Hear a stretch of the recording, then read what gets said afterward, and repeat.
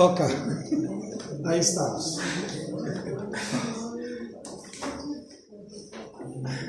Quiero también, también agradecerle a mi hermanita Lidia que nos ayuda con todo lo que tiene que ver el trabajo, ¿verdad? El formato y todo. Y ahí me cuesta hacerle unos cambios y ya le dije, ya no lo cambio, no, ya. Porque sí, es mucho el trabajo. Imagínense que solo el estudio de primera de Juan ya va por 50 y no sé cuántas páginas. 58, apenas estamos como por el punto 6 o 5 o 6, no, 11, ya 11. Entonces, para que sepamos que esto, pero la idea es que todos aprendamos, que todos podamos crecer. Estábamos viendo, hermanos, sobre los requerimientos de esta comunión. Y un requerimiento es algo que es definitivamente algo que es necesario hacerlo. No podemos obviarlo o no podemos decir esto realmente no es tan importante, sino que es importante lo que estamos hablando de esta comunión, de poder vivir en esta comunión. Y entonces, mis hermanos, el primer requerimiento que estuvimos viendo la semana pasada es precisamente ese: debemos andar en luz. ¿Y quién me quiere ayudar con Primera de Juan 1:7? Primera de Juan 1:7.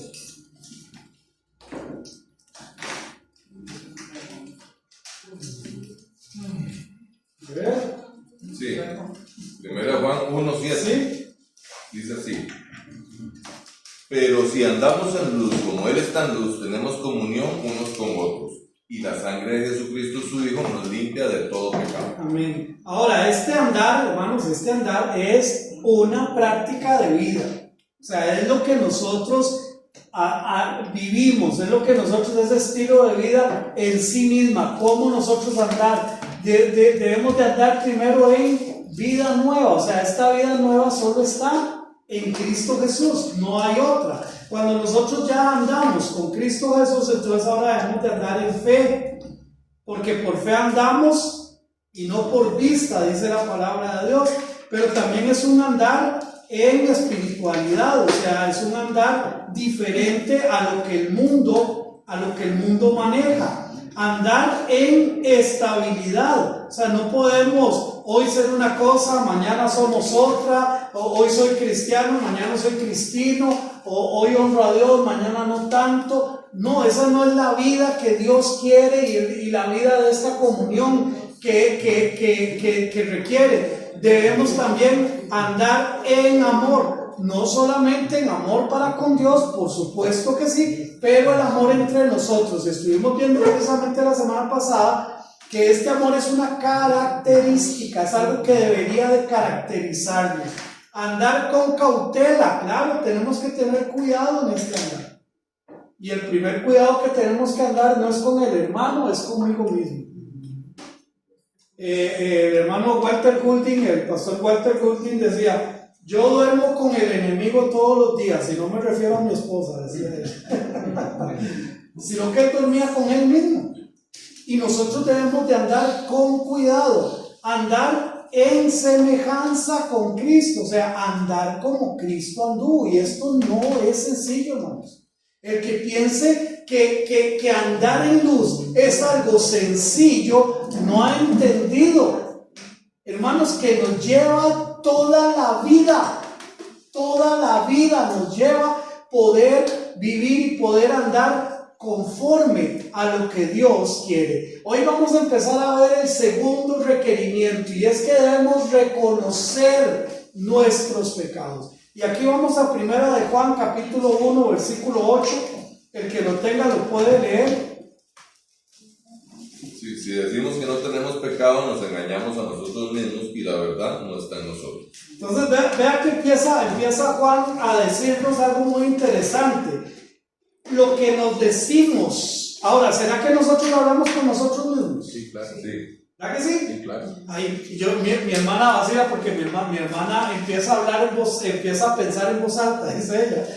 Ay, voy a hacer esto y voy a ir a traer esto a la cocina. Y cuando llegue mi papá le dice: ¿Qué fue, Marjorie? No, estoy pensando en voz alta. nosotros nos pasamos hablando. Si nos confesamos como seres pecadores, la verdad empieza a manifestarse en nosotros. Por esto, porque la verdad misma es luz. Pastor, perdón, sí, el Salmo 103 Ajá. es una autorreflexión que hace David, porque él está hablando a sí mismo, donde dice: bendice alma mía Jehová y bendiga todo mi ser tu santo nombre. Él hace toda una reflexión, todo ese capítulo, el 103, Ajá. él está hablando a sí mismo. Se está hablando a sí mismo. Entonces, mis hermanos, la verdad en sí misma es luz. Ahora, en esto yo siempre pienso, y las hermanas que vienen los miércoles me han escuchado con este ejercicio. Cuando nosotros le vamos a pedir algo a Dios, somos muy específicos, ¿verdad? Para pedirle: Señor, yo quisiera una casa, Señor, o vemos una casa que me gusta, Señor, tú sabes que esa cochera es la cochera que nos sirve, tú sabes, Señor, que esa casa es la casa que me sirve, esos cuartos, Señor, y empezamos y todo lo específicamente se lo pedimos a Señor. Pero cuando pecamos somos tan específicos para decirle al Señor que hemos pecado.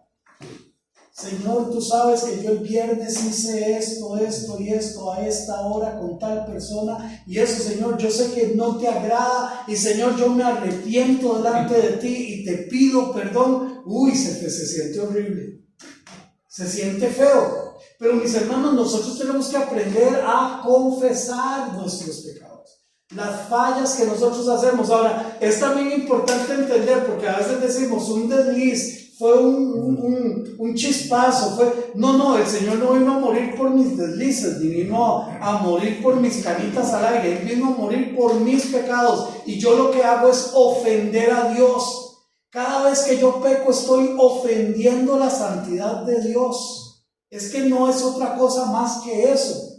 Aún no hemos llegado a ser perfectamente luz, pues aún hay pecado en nosotros, pero con todo ya comienza a verse algo de esa luz. ¿Cuándo? Pues cuando nosotros empezamos a confesar nuestros pecados, cuando nosotros empezamos a entender que estamos haciendo mal las cosas delante de Dios, o que le hemos fallado a Dios. Cada vez que nosotros hacemos eso, necesitamos confesar. La confesión es evidencia. Entonces, ¿es evidencia de qué? De que yo estoy andando en luz. Cuando yo soy sincero delante del Señor, hermanos, es que yo al Señor no le puedo decir nada que lo vaya a sorprender. Él ya conoce todo.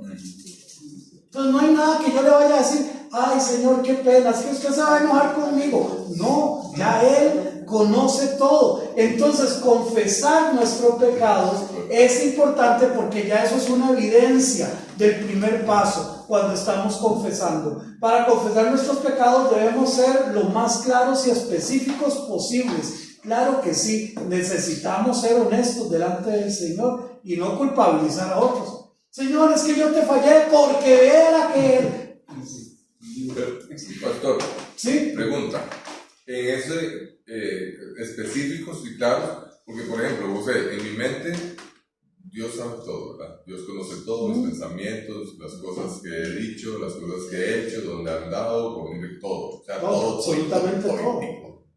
Entonces, digamos, yo cuando hablo con Dios, generalmente yo lo que le digo es: Señor, ok, y a veces sí le menciono, por ejemplo, pero no me desplayo, digamos, en decir todo exactamente. Señor, sí, papi, que andaba acá y dice que volví a ver aquí esta cosa feo y pasó esto así, ¿verdad? Pero yo no le cuento todo eso, pero sí, digamos, por ejemplo, yo le digo: Señor, perdóname, digamos, por... Ustedes todos están viendo el que Porque te fallé. No, porque te fallé, digamos, y sí, por ejemplo, le menciono, por ejemplo, el tipo de pecado pero le hablo, por ejemplo, de una situación particular, de un tipo de pecado, pero no, digamos, a veces sí, ¿verdad? A veces sí, uy, Señor, que torta con esto, pero digamos, hasta dónde tengo, digamos, que... Yo creo que la intención de esto, ser claros y específicos, es que seamos conscientes. Ajá.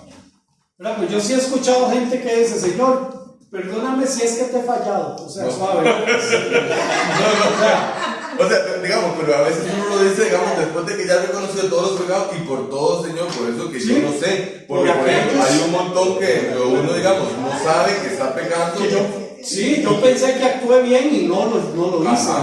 Y porque inclusive la palabra dice que el que sabe hacer lo bueno y no lo hace es pecado. Claro. Y hay un montón de veces que, digamos, uno de ahí no hace lo bueno. Por eso la confesión misma, cuando nosotros hablamos de reconocer nuestros pecados, cuando estamos hablando de confesar y reconocer, estamos hablando de ser conscientes.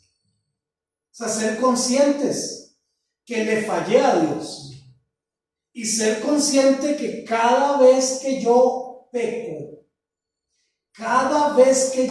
peco, estoy ofendiendo la santidad de Dios. Es que no es que, bueno, mañana voy a intentar hacerlo mejor, Señor, tú sabes, yo soy carne. No, suave, o sea, seamos conscientes de lo que estamos haciendo. Porque hay gente que no es consciente, y como no es consciente, no hay un reconocimiento, porque no hay una conciencia de pecados. Cuando yo hablo de esto, es precisamente esto: ser claros y específicos es ser consciente de lo que estamos haciendo. Sí, mi hermana. Y me parece que tal vez al hacerlo uno tan evidente, ¿verdad? Porque muchas veces empezás como a formar el pecado, ¿verdad? Que empezás con un paso chiquitito y no sé, un simple pensamiento, y se va haciendo más grande hasta que llegas y culminas así como en el pecado, ¿verdad? Entonces tal vez al uno expresarlo, ¿verdad?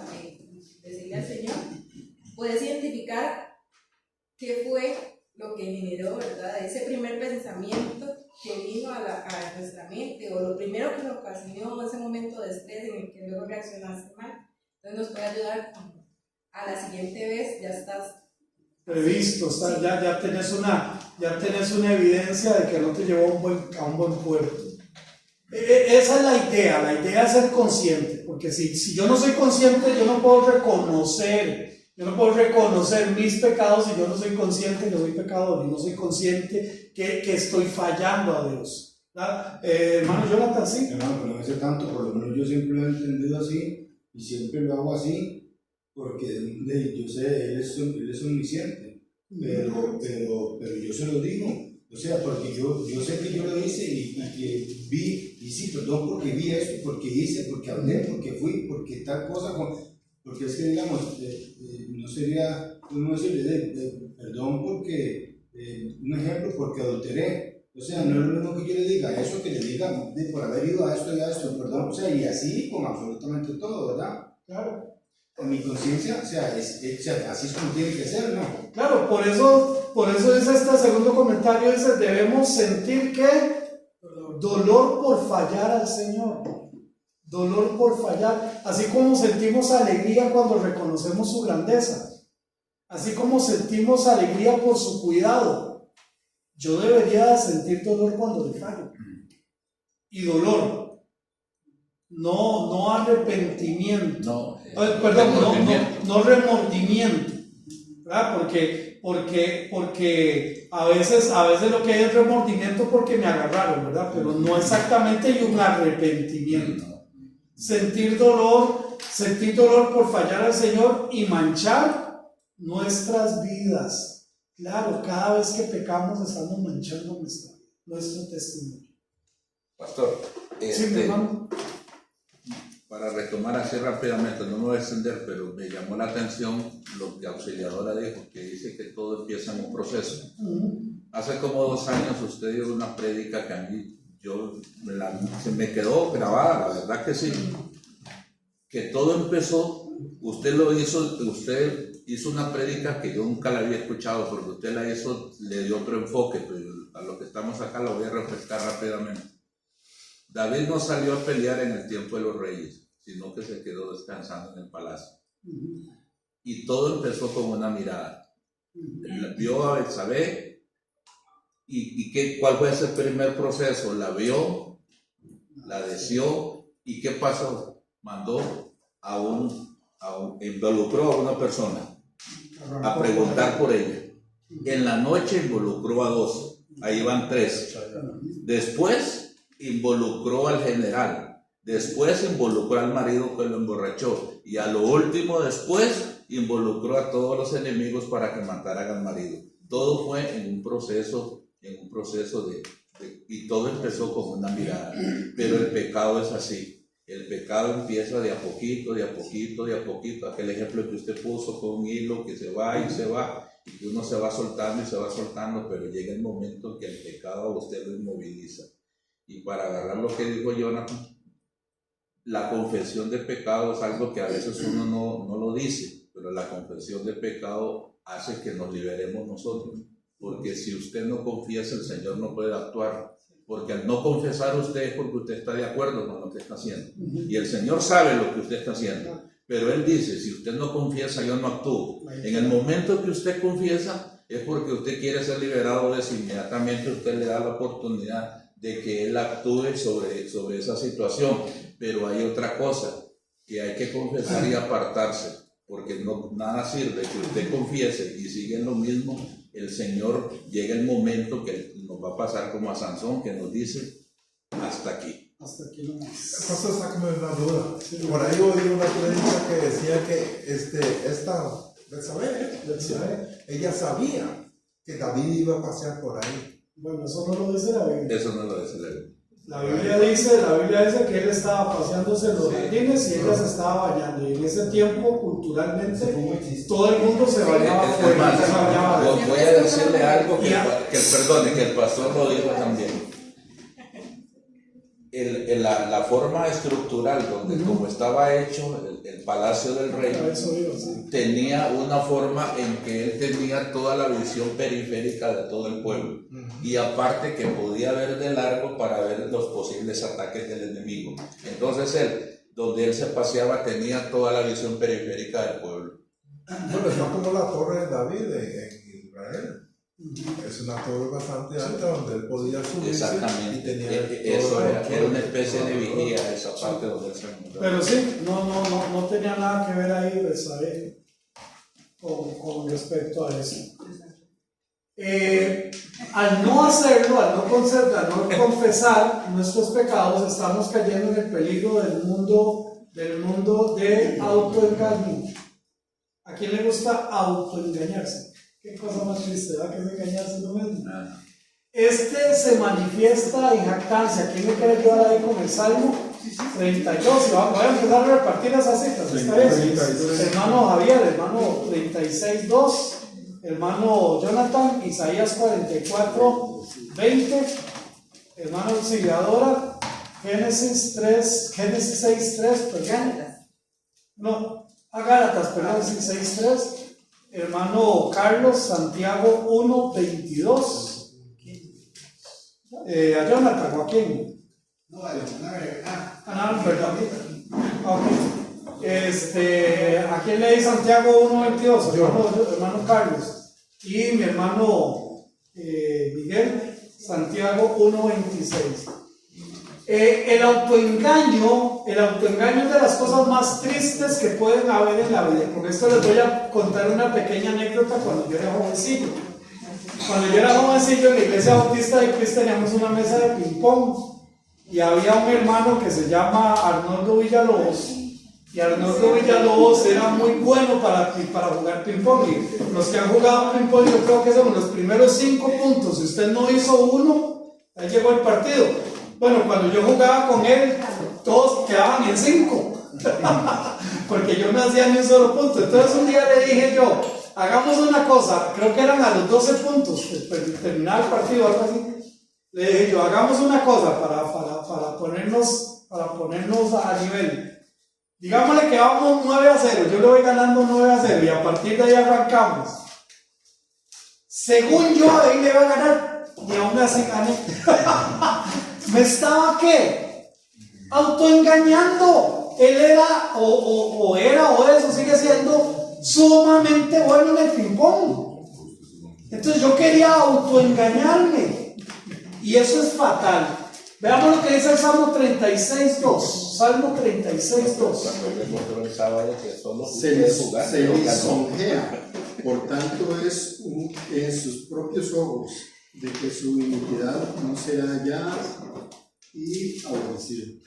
Se lisonjea, se pone alegre. Hombre, ¿qué me va a agarrar a mí? No, hombre, ¿qué va? No, aquí tranquilo, sin problema. Su iniquidad no será hallada y aborrecida. Nunca se van a dar cuenta, cuidado. ¿Por qué? Porque este es una manifestación. Cuando yo estoy autoengañándome, me estoy también jactando de que nada va a pasar, no. Ya van 2 veces que hago esto en contra de Dios y no pasa nada. Y voy con la tercera y voy con la cuarta. Cuidado. Te estás autoengañando. Isaías 44:20. Dice, de ceniza se alimenta, su corazón engañado le desvía, para que no libre su alma ni diga, no es pura mentira lo que tengo en mi mano derecha. Esclavitud espiritual. No me deja libre, no me deja espacio, me tiene amarrado, me tiene angustiado. Pero ojo, esto lo ven los que están afuera, no el que está en el pecado. El que está en el pecado cree que está muy bien, el que está en el pecado cree que todo marcha bien, pero los que están adentro. Entonces realmente, hermanos, hay gente que dice, es que usted la religión lo cautiva, lo amarra, lo limita. No, todo lo contrario. El pecado es lo que los tiene amarrados a ellos. La gente dice, yo fumo porque me da la gana, pero ellos lo que están es simplemente encadenados a un vicio. Si le da la gana fumar, agarre una semana sin fumar, a ver si puede. No puede, ¿por qué? Porque está autoengañado y ese autoengaño le está llevando a esa esclavitud espiritual. No lo deja avanzar, no lo deja crecer.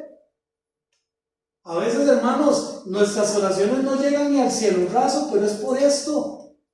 A veces decimos, es que Dios no me escucha, y Dios no me ve, y Dios no me ayuda. No es eso. Isaías 59 lo dice claramente: el brazo del Señor no se ha debilitado, ni su oído se ha debilitado, sino que nuestras iniquidades, nuestros pecados, dice, han hecho división entre Dios y nosotros.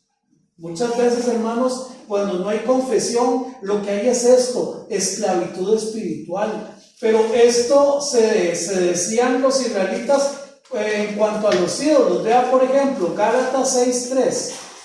Gálatas 6:3, porque el que se cree ser algo, no siendo nada, a sí mismo se engaña. El que se cree ser algo, no siendo nada. Yo me creía un buen jugador de ping pong y al final, ¿qué fue? Un increíble. Así mismo me engañé. Yo no funciono para el ping pong, al menos no con ese hermano. ¿Me doy a entender, hermanos? Eso es lo que hace precisamente el pecado. Esta manifestación es un descuido al escuchar. Santiago 1:22. Ser hacedores de la palabra y no tan solamente oidores, engañándoos a vosotros mismos. Oidores, ser hacedores y no solamente oidores. Ahora, ¿cuántos hijos de Dios de ahí descuido al escuchar? ¿Por qué? Porque solamente quieren oír, pero no hacer. Escuchan y no hacen, escuchan y no hacen. Por eso yo les he dicho, hermanos, en infinidad de ocasiones les he dicho que lo que yo practico de la palabra de Dios, eso es lo que yo estoy creyendo de la palabra de Dios. Punto. Lo que yo no practico de la palabra de Dios es pura información, como la información de que Cristóbal Colón descubrió América. Es el mismo tipo de información. No afecta en nada mi vida. No me tira ni para atrás ni para adelante. Pero lo que yo creo de la palabra de Dios y yo estoy aplicando de la palabra de Dios, eso es lo que yo estoy creyendo. Lo otro no. Entonces hay que ser, perdón hermano, hay que ser un oidor, hay que ser un hacedor de la palabra. Escuchar y hacer. Sí, mi hermano. Y si la ponemos más duro, el mismo Señor Jesús hablando pone 2 tipos de personas en los evangelios. Lo dice así literal. Dice, el que escucha y hace en presente, escuchar y hacer en presente, dice, llegará a ser, dice el Señor, como un hombre prudente. ¿Y qué es un hombre prudente? Todo lo que dice en el libro de Proverbios, que es un hombre sabio, que es esto, que da cosas, bueno, ese es un hombre prudente. Pero vea lo difícil la segunda parte, dice, pero el que escucha la palabra, pero no hace, dice el Señor, llegará a ser ¿qué? Un tonto, un impío, un tonto. O sea, el Señor mismo está diciendo que el que escucha la palabra y no practica nada de ella, llegará a ser un tonto en la vida, porque desprecia la palabra del Señor. Entonces, mis hermanos, no reconocer nuestros pecados nos hace ser jactanciosos, nos hace vivir en esclavitud espiritual, nos hace ser engreídos delante de Dios, nos hace ser descuidados al escuchar, y dice que también esta se manifiesta en una lengua desenfrenada, Santiago 1:26. Mira ya. Aquí está. Si alguno se cree religioso entre vosotros y no refrena su lengua, sino que engaña su corazón, la religión del tal es vana. Se engaña su corazón. La religión de él es Vana. Y la palabra religión aparece 2 o 3 veces en la Biblia, y una es para decir eso. Por eso la Biblia no es un libro de religión. Cuando usted lee, este es un libro, la Biblia no es un libro de religión, no menciona la palabra religión en reiteradas ocasiones. Pastor, perdón, ¿qué hace referencia exactamente a refrenar la lengua? Refrenar la lengua, mis hermanos, es saber qué hablar, cuándo hablar y cómo hablar, hermanos. Es que hay ocasiones en que decir la verdad no va a producir el efecto que yo quiero. Le voy a poner un simple ejemplo muy sencillo. Digamos que tenemos un niño que su papá es un alcohólico, un niño de 5 años, pero para ese niño su papá es el héroe, para ese niño su papá lo es todo. Y yo voy a llegar, es que su papá es un alcohólico, borracho, irresponsable. ¿En qué le está beneficiando eso a ese niño? Ahora es la verdad, claro que es la verdad, pero hay que saber decir la verdad. Entonces, refrenar la lengua, hermanos, no es solamente no decir la verdad. Refrenar la lengua es saber ser sabios para hablar. Hay ocasiones, como dice Eclesiastés 3, hay tiempo para callar y hay tiempo para hablar. Voy a ver, si el hermano Carlos Johnson ve algo en mí, ahorita en esta enseñanza, y dice, ay, el hermano Marvin no, está perdido, hay 2 formas de hacerlo. Hermano Marvin, usted es un irresponsable porque usted está diciendo algo que no está en la palabra de Dios. Puede hacerlo, porque es la verdad, puede hacerlo. Pero ¿será lo más sabio? No. Quizás, ya que me estoy poniendo como ejemplo, quizás lo más sabio cuando termine, hermano Marvin, usted me permite un momento. Me doy a entender, eso es ser sabio, ¿verdad? No es solamente estar diciendo, alguien lo dijo de esta manera, el hombre simple dice lo que piensa. El hombre sabio piensa lo que dice. Entonces uno tiene que ser sabio a la hora de manejar las cosas. Le contesté, hermano. Sí, perdón, haría entonces referencia únicamente, digamos, como decir, al fondo de lo que se habla. O sea, no como por ejemplo por el uso de palabras ociosas. ¿Me explico? O sea, o eso también, porque es que son 2 cosas diferentes. Digamos, sí. Yo soy un mal hablado, pero sé dónde decir y dónde no decir. Y la otra es, o sea, si esa gente que dice, que yo no tengo pelos en la lengua, no, o sea, es que no tienen, o sea... Sí, estamos mal, totalmente. Pero por supuesto que yo tengo que cuidarme como hablo, también, obviamente, es parte de eso. Ahora, debemos confesar nuestros pecados, porque si los confesamos con los labios, hablando de un corazón contrito, eso es lo que nosotros debemos de hacer. Porque dice el versículo 9, primera de Juan 1:9, quien lo tiene lo puede leer, por favor. Es la contraposición al 8, ¿verdad? Si confesamos nuestros pecados, Él es fiel y justo para perdonar nuestros pecados y limpiarnos de toda. Si confesamos, si no los confesamos, nos engañamos a nosotros mismos y la verdad no está. Pero si confesamos nuestros pecados, Él, o sea, Dios es fiel y justo para perdonar nuestros pecados. Entonces, si los confesamos primero, con los labios, o sea, es algo que yo tengo que comunicarle a Dios. Y a veces parte de confesar los pecados es comunicarlo con otro hermano. ¿Por qué? Porque tal vez lo ofendí, lo maltraté, dije algo que no era de él. Entonces, confesar con los labios y hablando de un corazón con un corazón contrito. ¿Qué es un corazón contrito? Tal vez es una palabra que no ocupamos mucho, pero es un corazón arrepentido, adolorido por lo que se hizo. Está en Salmo 51:13. Ajá. Sí, o sea, esto es como por ejemplo, voy manejando mi carro y en eso de una cocherita ahí sale una bolita y esa bolita pasé por debajo del carro y la estallé. Y sale un chiquito llorando porque le estallé. Ay, un corazón contrito, porque uno desea andar 70 horas ahí para dárselas, ¿verdad? Pero un corazón contrito, un corazón que realmente está sintiendo lo que está pasando. Abarca también la confesión a nuestros prójimos de la ofensa cometida contra ellos. Claro, en muchas ocasiones a veces cometemos ofensas a nuestros hermanos y también tenemos que aprender a ¿qué? A confesar nuestro pecado con nuestro hermano. Aquí hay tres condiciones, aquí en 1 Juan. Ajá. 1, el 8 dice si no tenemos pecado. El 9 dice si confesamos nuestros pecados. Ajá. Y el 10 dice si decimos que no hemos pecado. ¿Ah? Lo hacemos a él mentiroso y su palabra no está en nosotros. 17. Así es. Eso es, o sea, el no reconocer está ligado con eso. Porque si yo no reconozco mis pecados, quiere decir, Dios dice que yo soy pecador, pero yo digo que yo no soy pecador. Entonces ahí aplica el versículo 10. Cuando decimos que no hemos pecado, entonces ¿qué estamos diciendo? Que el que se equivocó fue Dios.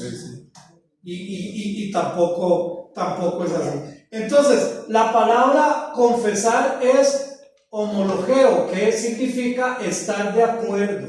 O sea, estar de acuerdo con Dios. Pastor, Dios, ¿qué raíz es? ¿Hebreo o no, es griego. griego? ¿Verdad? Sí, confesar es eso. Es decir, simplemente yo estoy de acuerdo con Dios. Dios dice que esto está mal delante de Él y yo estoy de acuerdo con Él. Él dice que es malo mentir, yo mentí, y entonces yo al confesar le estoy diciendo, yo estoy de acuerdo contigo. Sí, es malo mentir. ¿Me doy a entender, hermanos? Por eso es tan importante que nosotros aprendamos a confesar nuestros pecados. Porque al confesar nuestros pecados le estamos diciendo al Señor, al final estoy de acuerdo contigo. Esa confesión debería ser diaria, ¿verdad? No, de hecho. De hecho, porque solo que todo el día no peque, ¿verdad? Y yo le soy sincero, yo he tenido ganas, yo le digo, Señor, qué lindo sería un día acostarme y revisar en mi mente, y revisar en mi corazón y decir, Señor, no te fallé, pero es imposible. Es imposible. Entonces, claro que esto debería ser una costumbre para nosotros, como sus hijos. Cuando el Espíritu Santo señala un pecado en nuestra vida, debemos estar inmediatamente de acuerdo con él. Qué duro suena esto, ¿verdad? Cuando el Espíritu Santo viene y me dice, Marvin, por ahí no es, esto que estás haciendo no es correcto, eso que estás pensando no es así, yo debería de estar de acuerdo con él y decirle, sí, tienes razón, perdóname. Pero cuando no lo hago es porque entonces no estoy de acuerdo con él. Vengo al otro punto. O sea, el Espíritu Santo me dice, viene la hermana Ruth y me dice, ay, hermanito Marvin, usted podría irme a visitar el viernes por esto. Y yo, uy, pero es que el viernes van a dar el partido. Y yo, ay, hermana, qué pena, mira que tengo la agenda llena. Y el Espíritu Santo, no sea mentiroso. Sí, es cierto. No sea mentiroso. ¿Me doy a entender? Cuando yo confieso, yo estoy diciendo, usted tiene razón. Estoy de acuerdo con usted de lo que usted está diciendo.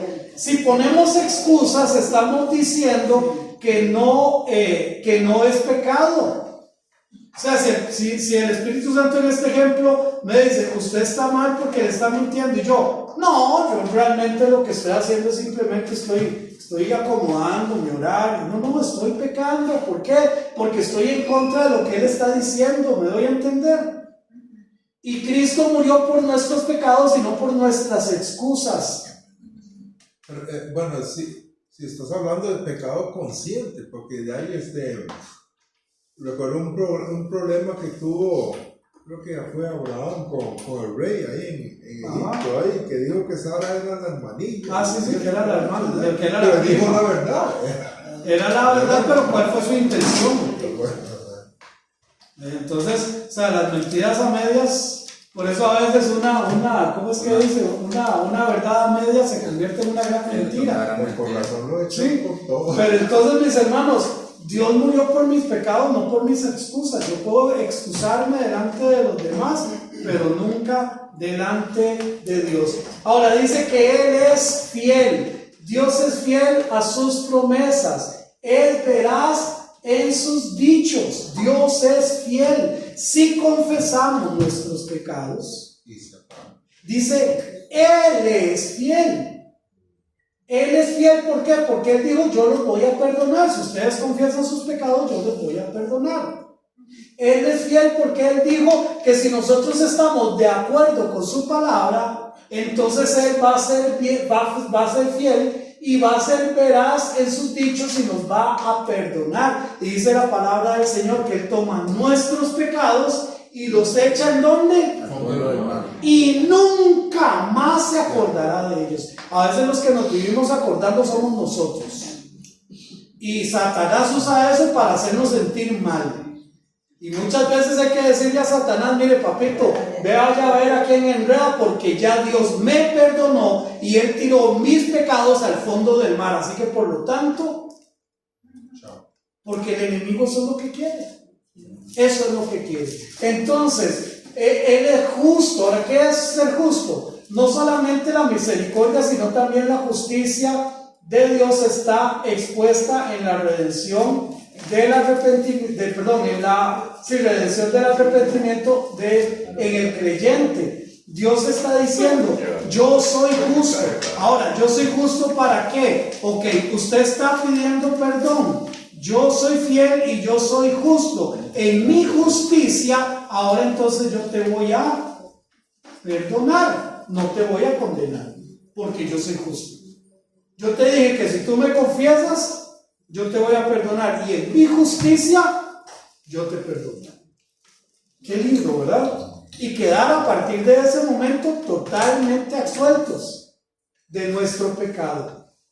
Las promesas de Dios de misericordia a las que es fiel está en consecuencia con su justicia. ¿Por qué? Porque ¿qué es justicia? Al fin y al cabo, darle a cada quien lo que merece. Entonces, si lo vemos desde esta perspectiva, no sería injusto que Dios nos castigara. No sería injusto, sería justo. Pero en su misericordia Él ofrece perdón para todos los que confiesan su pecado. Entonces, su justicia simple y sencillamente está por encima su misericordia está por encima de su justicia. Pero pastor, no sé, tal vez, o no sé si discrepo, no sé, pero no es cierto, la justicia del Señor está en relación a que Él ya pagó el precio. Ajá. O sea, digamos, si no estuviera el pago del precio, que es Cristo Jesús, no podría haber esa justicia, no podría haber esa redención de pecados, aunque yo me arrepienta. Porque, digamos, yo me puedo haber arrepentido, pero si Cristo no hubiera venido, si Cristo no hubiera muerto por mis pecados, Dios no podría hacer esa justicia. Esa es su misericordia. Aún con su misericordia, Él no podría decirle, Él no podía taparse los ojos, Él no podía hacer eso, porque su realidad santa no le permitía. Entonces tenía que haber un sacrificio expiatorio para que su justicia pudiera primar, porque si no, no habría justicia. La justicia era: ustedes pecaron, ustedes son destituidos de la gloria de Dios. Exactamente. La justicia se manifiesta en su sacrificio perfecto, el redentor. Claro, en eso estamos totalmente de acuerdo. Aquí lo que estamos diciendo es que cuando Él dice, si confesamos nuestros pecados, Él es fiel y justo. Y esa justicia entonces es la que se manifiesta para ese perdón de pecados, precisamente. Él es fiel y justo. ¿Sí, mi hermano? Ahora estaba escuchando ya una película, un estudio hoy, con Alberto. Sí, en Marcos. La BBN. Sí, y estaba comparando también, digamos, porque la palabra de Dios dice que nosotros tenemos abogado, ¿verdad? Para justificar nuestros pecados. Entonces están comparando, digamos, el abogado común y corriente de un preso, que está defendiendo o algo así, y a Jesucristo decía, él es justo, ¿verdad? O sea, él no utiliza ninguna artimaña ni ningún ¿cómo se llama esto? O sea, alguna cosa que esté escrita en la ley para poder utilizarla y hacer lo que alguna maña. Simplemente dice, sí, él dijo esto, él hizo esto, él hizo aquí, él hizo allá, sí es cierto, él hizo eso, pero yo morí, hermano, pero para eso amén. Para eso estoy yo aquí. Amén. Así es. Entonces, las promesas de Dios, las promesas del Dios de misericordia a las que es fiel están en consecuencia con esa justicia, esa misericordia y esas promesas que Él da. Dice entonces, para el perdonar nuestros pecados y el limpiarnos de toda maldad está en el cumplimiento de los propósitos de su eterna fidelidad y de su justicia. Él es fiel y justo ¿para qué? Para perdonar. Él es fiel y justo para perdonar, o sea, remitiendo la culpa o quitar la mancha o lo sucio, lo que dice mi hermanito. No es que no nos ensuciamos, no, sí, nos ensuciamos, pero Él nos limpia de nuestros pecados. Para limpiarnos, purificar de toda inmundicia, de modo que de aquí en adelante seamos más y más libres de la presencia del pecado por el Espíritu de santificación. ¿Quién me quiere ayudar ahí con Hebreos capítulo 9, versículo 14? Ya casi terminamos. Hebreos 9, 14. Cuanto más la sangre de Cristo, el cual mediante el Espíritu Eterno se ofreció a sí mismo sin mancha a Dios, limpiará vuestras conciencias de obras muertas para que sirváis al Dios vivo. Purificar en la limpieza. Ahora, ¿de qué nos va a limpiar? De toda